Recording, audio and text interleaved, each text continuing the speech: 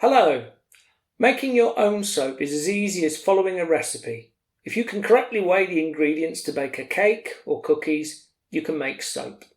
So let's look at what equipment you'll need to make your first homemade batch.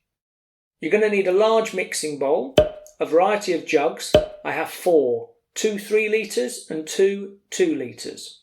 A couple of smaller containers for mixing additives like colorants, a hand blender, absolutely essential for whizzing up your soap mixture, a couple of spatulas for scraping out your containers, a ladle and plastic spoon for mixing, and 2 thermometers. As you'll see later, you'll also need some protective clothing, a large pan for melting oils and fats, some old towels, and lastly a set of good digital scales that should measure at least 1 kilogram. Mine can only weigh out a maximum of 500 grams, so for big batches of soap I have to measure out my quantities piecemeal. When your soap mix is ready, you'll need a container to pour it into. This particular soap mould is something I knocked up from leftover bits of MDF following instructions on YouTube, but you can use any containers you might have lying around. For example, the plastic sleeve to a tin of biscuits can produce some very interesting shaped bars of soap. When your soap is set, it's going to need cutting into smaller bars. As I've made several batches now, I decided to build something, you guessed it, from another YouTuber's instructional video that will hold my soap slab and let me cut it neatly.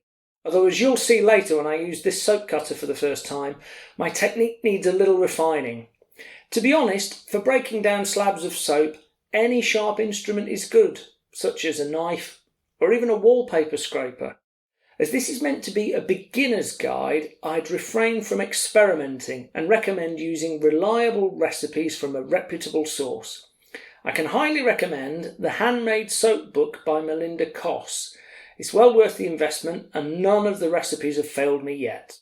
There are 3 key ingredients to making soap: oil or fat, water, and sodium hydroxide, otherwise known as caustic soda in the UK and also known as lye. This stuff is nasty. It's commonly sold in Britain to unblock outdoor drains, so you must wear some protective clothing, rubber gloves and safety glasses. You may also want to add some colorants and essential oils to colour and give your soap a pleasing scent, and that's what I'll be doing in this video. Okay, let's make some soap.